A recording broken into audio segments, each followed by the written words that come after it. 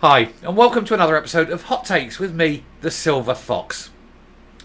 To get good at something, you have to have perhaps a natural talent. And if you have that talent, even then, you still must work at it. You must hone your craft, practice, learn, practice some more, constantly be on top of your game. It doesn't matter what it is.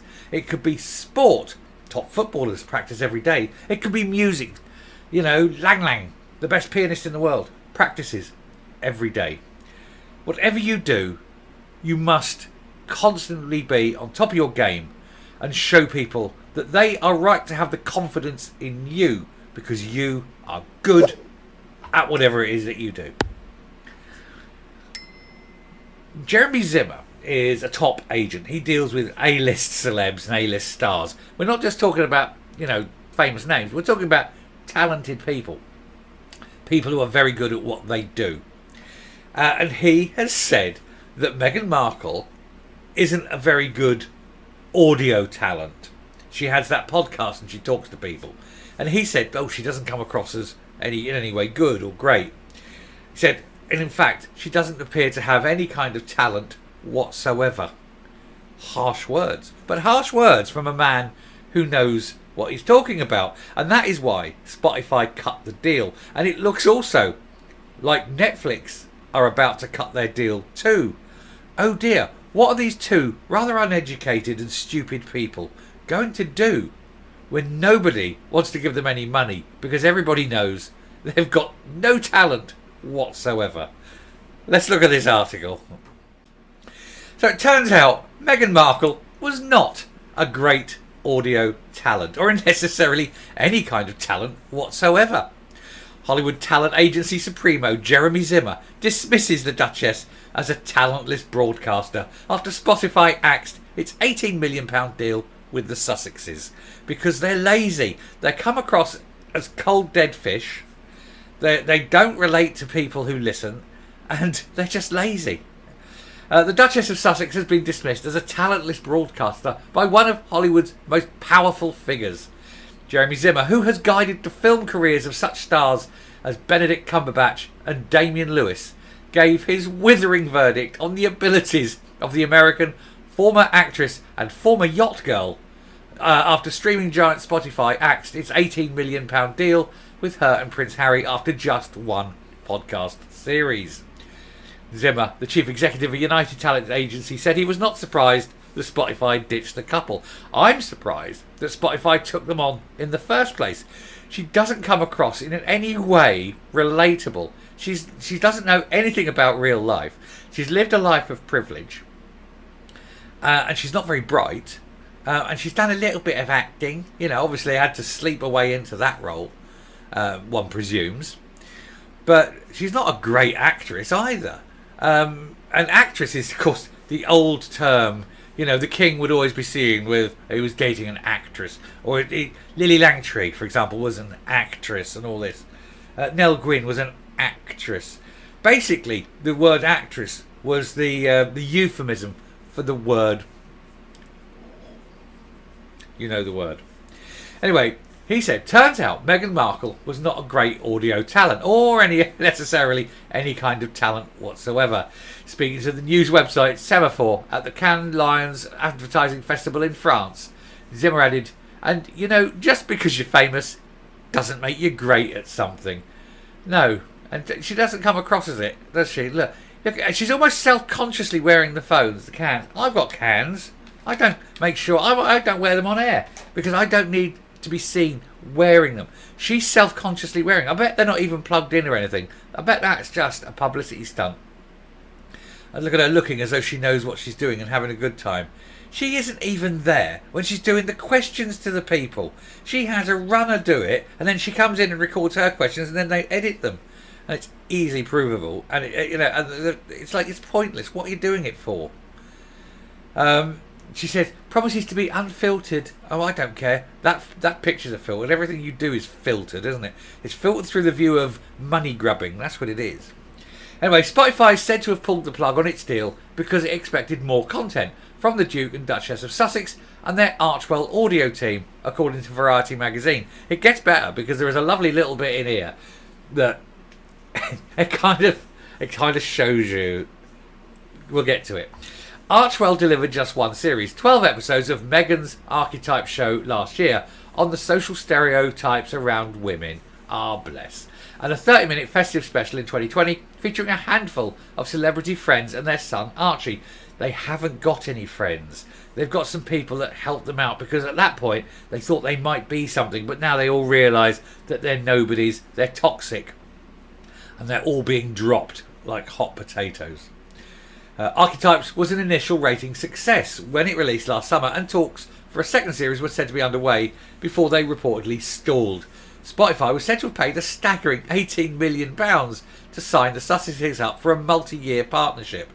The Sussexes highlighted a joint statement from themselves and Spotify saying they had mutually agreed to part ways, which was a face-saving exercise because basically they were told, you're lazy old sods, bugger off, we don't want you, nobody's, started well, it's gone down, nobody's listening to you. Nobody cares, really. Nobody cares what these people think. Apart from him rubbing, Vaseline or whatever it was on his penis. Or on her penis, I don't know. The Sussex.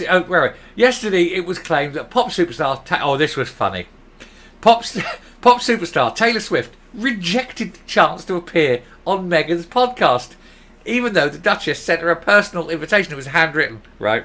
So she sat there and wrote and handwrote, "Oh Taylor, please come on my podcast. I need money and I need people to listen, and they'll listen if you're there." Not actually the word she used, I'm sure, but effectively that's what it meant. After Meghan sent her handwritten note, Miss Swift declined through her representative. So Taylor Swift didn't even phone her up or tell her directly. She just went to one of her aides and went, "I'll just tell her I'll care now." What rejection? You're not even getting it from the person you've written to. She's sending a lackey round to say no. Ooh, I bet that's going to hurt because she's so up her own backside, isn't she? Anyway, while the couple's £80 million Netflix deal has still seen only a documentary about themselves and a series Live to Lead materialise. In other words, they've only done one thing. They were paid £80 million to do one thing, and they haven't done it. Well, they were paid $80 million to do lots of things. They've done one thing. They haven't got the rest. And Netflix are like, where's the rest of it? Anyway, it appears they're about to delve into the world of Charles Dickens. This is going to be fun. You've got an inbred backward moron. He can barely read. He can barely write. He only got an art degree because the art tutors did the work for him. He's not a brain. I don't even know if he knows who Charles Dickens is. She might have heard of Charles Dickens, but she's got no talent. So the Sussexes are said to be working on a prequel to his 1861 novel Great Expectations. Well, they had great expectations. He was expecting a lot more money from Daddy, and she was expecting far more when she married a prince. Didn't quite work out, the way they intended, did it? Anyway, this focuses on a character based on Miss Havisham. Well, it can't be a character based on Miss Havisham. If it's the prequel, it's either Miss Havisham or it's not. This is taking place before the events of the novel. Bad Manners will see the character cast as a strong woman living in a patriarchal society. Yeah, strong independent woman, don't need no man. Now, Miss Havisham was a strong independent woman, don't need no man, living in a patriarchal society. And she created a monster, didn't she? Estrella, the niece, Abel Magwitch's and Molly's daughter. That's right, isn't it? Cool, blimey, it's a while since I read that. Yeah, so Abel Magwitch intended Pip to marry Estrella, but Miss Havisham basically turned Estrella into a man-hating, harridan, really. But Pip got the money, so all was well. But they don't have the talent to do this. They've probably never read the book. There's no way. There is no way. And if it is, it'll all be, identity politics, won't it? It'll be identity politics and strong independent woman don't need no man. It'll suck like a Thai ladyboy in a Bangkok hotel. Anyway, Harry's documentary about the Invictus Games is thought to be nearing completion. Oh yes, the Invictus Games that he started and was doing ever so well with. Then he met her and he basically gave it up. And even the people running the Invictus Games now don't want him anywhere near it. He is toxic to them. According to the Wall Street Journal, it is unlikely Netflix will renew the couple's deal when it ends in 2025. Oh my God, what are they going to do for money then? She'll have to go back on the game. It reports that problems have arisen due to the couple's inexperience as television producers and difficulty in finding material to fit in with their brand. They've got a brand? Good Lord. And certainly their inexperience as television producers or anything else. What's he done? Alright, bit of military service, and that's fine. Maybe go back to doing that. What's she done? Shagged Arabs on yachts? That's about it. But if she does that enough, although the thing is, she's getting on a bit now. Nearly 50, you know what I mean? 50 years old, something like that. Don't believe the hype. She's a lot older than she claims. She does the old, oh, I'm artificially young because movie star BS. And anyway, if you've got that sort of money, why would you want an old woman like that? Ooh. Anyway. Zimmer is the grandson of legendary Hollywood studio chief Dory Sherry. In 1991, he helped found United Talent Agency through a merger of Bauer, Bedneck and Leading Artists Agency. He helped build the UTA from a boutique literary agency into one of the three major talent agencies. That's brilliant.